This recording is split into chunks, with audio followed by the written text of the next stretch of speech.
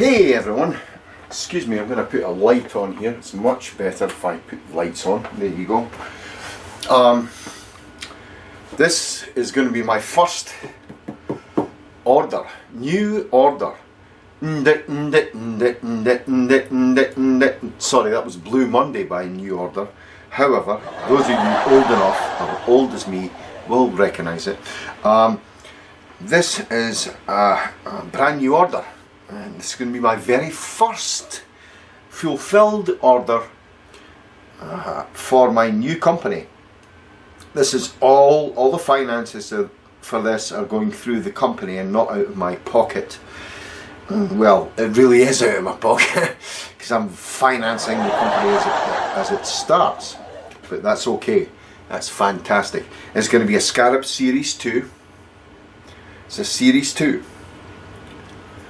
Rub that out, it should say 2. This is a 2 in there, and take that out. Don't want that. This wood is a sapelli. Don't worry, we're going to get back to the refurb of the old crappy bass, you know. I'm just joking, but still, I don't think I've ever shown this part of construction. This is a body blank, right? This is an old piece of sapelli wood, which looks like mahogany actually. It has very similar properties to mahogany. It's very hard, very close grained, and is great for stuff like furniture, musical instruments, etc. The difference being that it's not African mahogany, okay? Those trees are going by the wayside. Let's stop this stupid shit and start using other woods that have been recycled or are out of something else. You know, I got this all planed out for me and stuff. You know, this is I think it's a 14 or a 16 by 20 piece.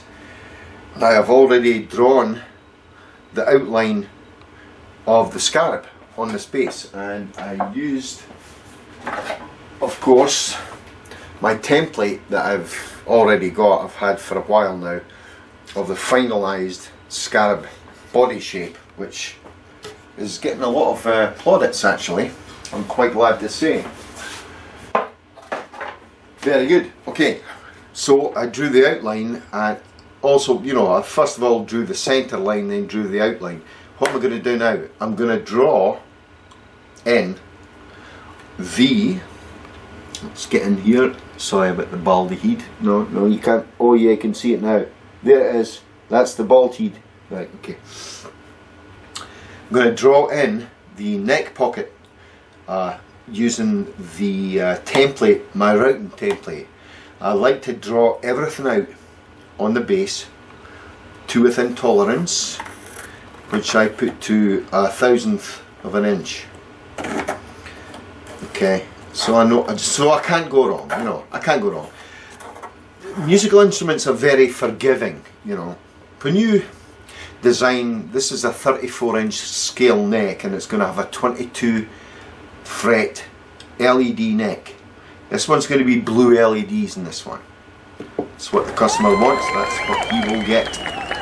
Oh, by the way, I'm not going to name the customer, but he's from Italy, okay? He's Italian, and he's an awesome guy as well. Spoke to him many times, so I've just drawn the outline of that in there. Now I know where to put it when I come to route. Now the Series II, the pickups are different style pickups. They're thin double humbuckers, okay? The resistance of the humbuckers are much lower than the Musicman style chunky, grungy humbuckers that I use in the Series 1. Series 1 is meant for real, you know, you can play nice light notes and everything else on the Series 1 with good amp modelling and stuff, but it's really meant for, you know, heavy funk or even metal. You can play metal with it, most genres, you know. The Series 2 is specifically designed for jazz, jazz funk and fusion style playing. That's right, yes I do. I really tailor my instruments to the genre that the customer wants to play. So that's the whole purpose of it. It's custom. And for that you pay top dollar, of course. No questions asked. Anyway, so here we go. The laser inscribed logo is going to go there. The customer wants laser inscription in here. But that's what he gets, because only the Series 1 has an epoxy embedded insect inside there. I don't really get real roaches and stuff, but it's brass insects. And I put them in here and I engrave them, but I embed them. But with this, it's laser engraved. It's laser engraved here. Here we go. I've just drawn that. The template, as you can see, it's a nice template. I bought this from a company called Stuart McDonald, stumac.com. They're excellent. They're I don't think they'd mind me saying that they're somewhat overpriced. You can find other stuff on, you know, eBay and stuff like that, but these templates are really the real deal. They're thick, they're very resistant to the bearing on the router. They don't overheat properly. They're made of the good Perspex stuff. So I'll put that aside, and there you go. That's where I route. So that's where I cut with the bandsaw, around here, and after that I route everything. So the next thing is, here I made my own custom template for pickups. So I go in there, I align that, I draw that out, and the neck pickup, draw that out, and then I choose the bridge, and the bridge on the Series 2 is a high mass hip shot bridge. These are high quality bridges that you need to put on an instrument of this caliber. That goes in there, and then of course the custom electronics I put in here, LED controls, all that stuff. But what you get at the end of this is a bass that sounds like a $5,000 bass for not $5,000. It's $58,000. Just joking. Yeah. Wish that was the case. I could retire. Anyway, no, it's not. I go lower than that because, you know, I do have a day job, and you know, I'm doing okay, and I want this to be much more of an enjoyable experience and to be good friends with my customers, who I respect deeply, for even coming to me to choose a bass from me. For example, I'm going into a market now where hang on, I'll just pan the camera up so you can see me talking, because this is sincere. This. Alright, I think that'll be a bit high enough. Yeah, so going into a market now where I'm going to be competing against some serious luthiers, very seasoned guys. You know, I'm not going to name names, but I know all you guitar aficionados and bass heads out there will know who I'm talking about. When you go into this market, you have to make sure that your product is unique. It's the best you can make it. So that's what I'm doing here. I'm doing that here. Now, the customer in question who inquired about my line of basses asked very specific questions, to which I was able to respond immediately, giving me the confidence that, you know, yes, I know all these things. I know. He was deciding between a totally awesome luthier who's been around for maybe 45 years and me. Now, I think the thing that maybe put him off was that he had to wait 18-19 months for his first choice luthier to produce an instrument. Such is his backlog. And this man that he inquired to is one of my heroes in Lou Theory. And he inquired to me, and of course I'm just getting off the ground, so I'm okay to do this in 3 months, you know. Completely finished, cured, dried, delivered, shipped, customs all the way through to Italy. So that is the goal here. All these things have been investigated and figured out, and we can do it. That's how you start. Get things in order first. Have a plan. Get things organised. Know exactly what you're doing and execute. Don't delay. Execute. Okay? Well, back to the project in hand, which is, I've got to finish a project I didn't finish. Don't think of it that way. Think of it, I'm going to finish this project and it's going to be great. Okay? See you soon. Okay, we're back, and you've seen now, just about to size up the bridge. I'm going to take this away. Here's the bridge that's going on. The hip shot, kick-ass bridge, high mass bridge. Lots of money. Well, it doesn't matter because this instrument's going to be beautiful. It's a very heavy bridge. You know, Sapelli's a little lighter than mahogany, so it's not going to, you know, it won't unbalance the bass if I put this bridge on. But this bridge is superb. I love this bridge. I mean, it's very well made. Anyway, so as you can see, I have, well, you probably can't see, but I'm going to describe it anyway. I've marked out the pickup positions. This is 3.2 inches from the end of the neck here to the edge of the neck pickup, and there's where I should be routing. The distance between the neck and the bridge pickup is 1.6 inches.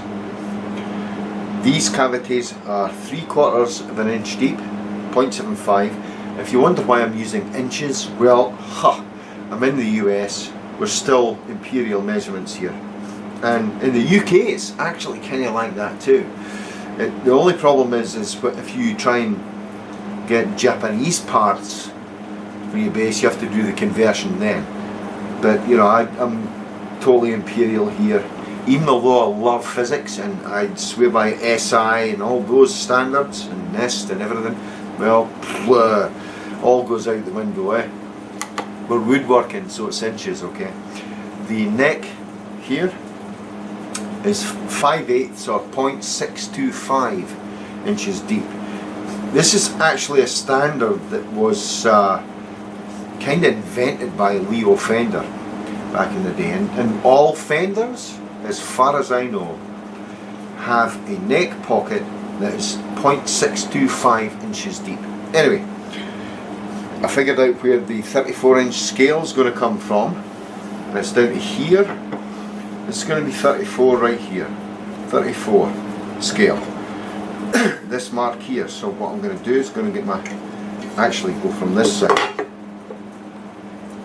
my set square, and put that in place.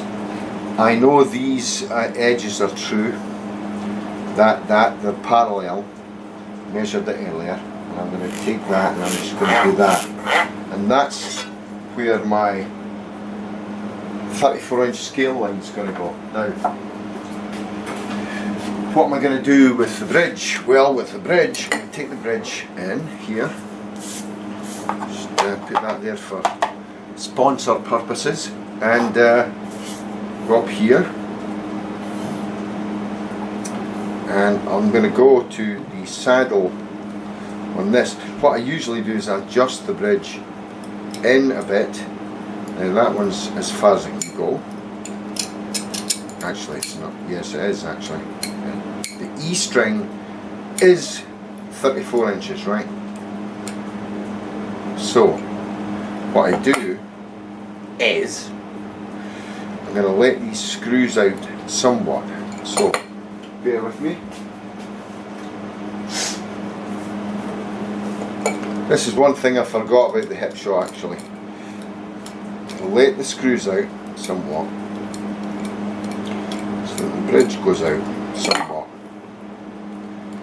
Okay, and again.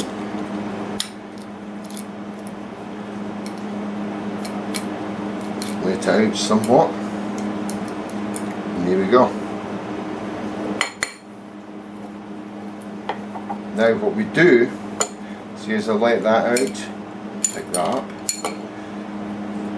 As you can see, they have seated inserts as well, which come spare with the kit that I supply. Plonk that back in. You want it to be as variably solid as you can, so you're going to take a median from here, from that to that, that to that. As you can see, I want like a ½ an inch travel in the bridge, so I'm going to hold it there and I'm going to tighten the screw, and that's going to be my 34 inches. Right, a little bit more. Those inserts come out real easy, so be very careful when you buy one. Everything's meant to be interchangeable. That's my 34. I don't want that to be 34, it's too tight. I'll just take that in slightly more.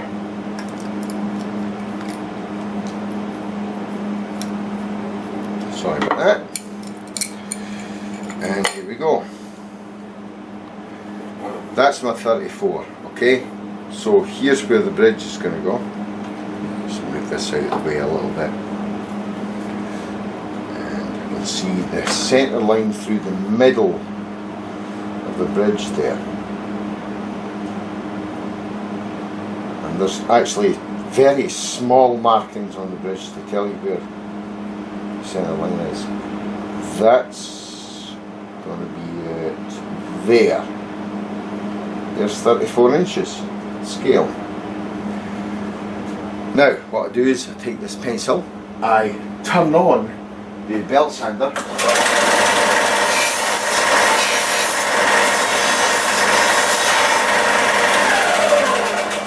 I sharpen the pencil and then very carefully put pressure here and do this. 1, 2, 3. Now when I align these up, I know it's the absolute centre of the bass guitar. One there and one there. And there are my bridge holes, and I'm bang on 34-inch scale. I can adjust this back and forward for intonation, and the rest of the strings I can do too, because I adjusted it in that staggered way. The G needs to be forward, the D slightly forward, the A a little bit forward, and the E bang on the scale. Now that's why you need flexibility back and forward there, okay? So there you go. And there's the marks. There, there, there, there, and right on the line there. Yeah. That's where the bridge is going. Okay? Awesome fun! Isn't this freaking fun? And to think this lump of wood, once it's finished, is going to sound beautiful. It's going to be handcrafted, absolutely spectacular. We're going for this one, son.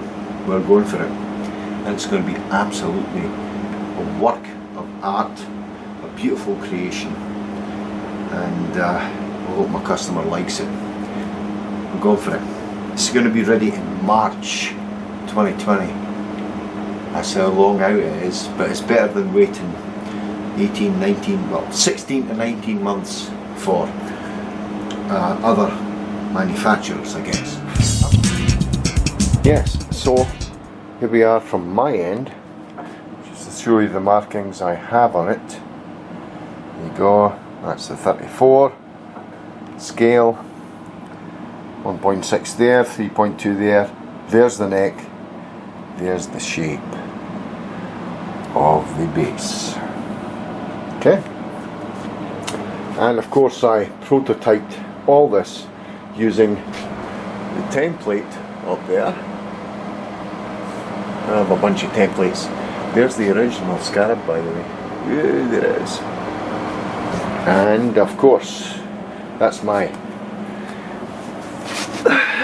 serial number 3 Scarab, which is a Series II. See that there? This one has red LEDs in it. Of course, I throw the switch here,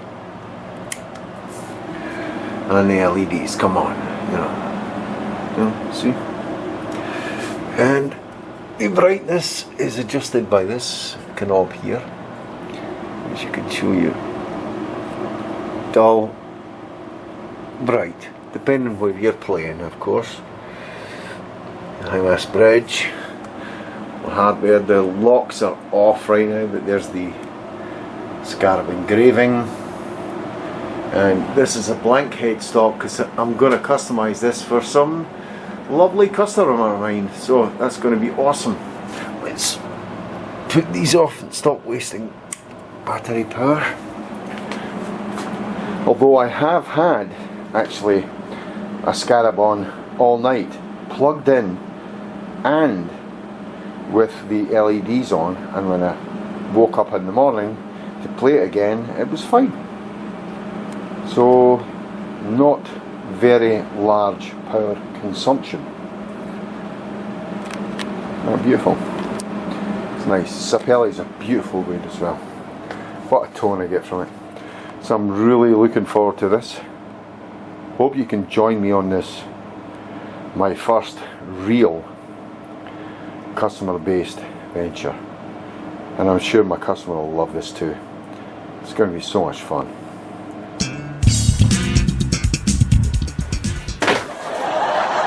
Well, hello. This is truly adventure time for me. Truly adventure time. Although the company hasn't been set up yet, the name is Gary Denyer Custom Basses Inc. Okay, that's what it's going to be.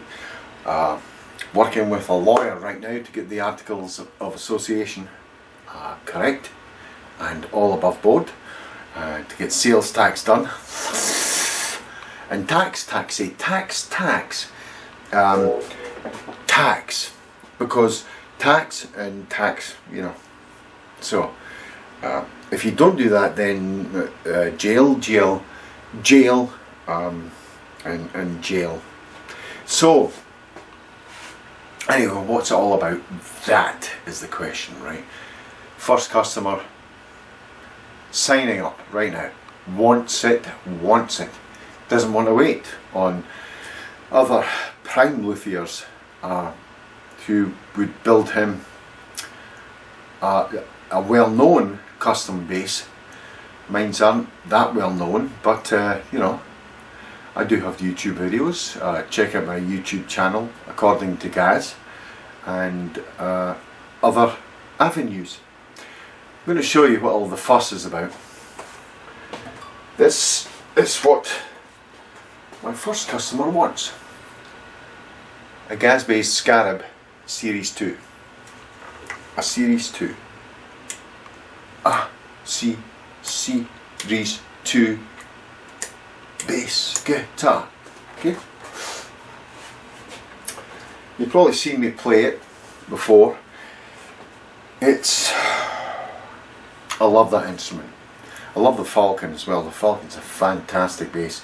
It's a little bit more expensive though, so it takes a lot more to make. The Falcon is a very precise instrument, and it's 100% recycled wood. Choice recycled wood, of course. I'm not going to pick up a box crate off the street and make a guitar out of it. No. I go to all the best places. There's a place called East Coast Furniture, not 3 miles from me, who have just wood sitting all over the place. That was furniture, that was this, was that. I look for oak when I build a Falcon.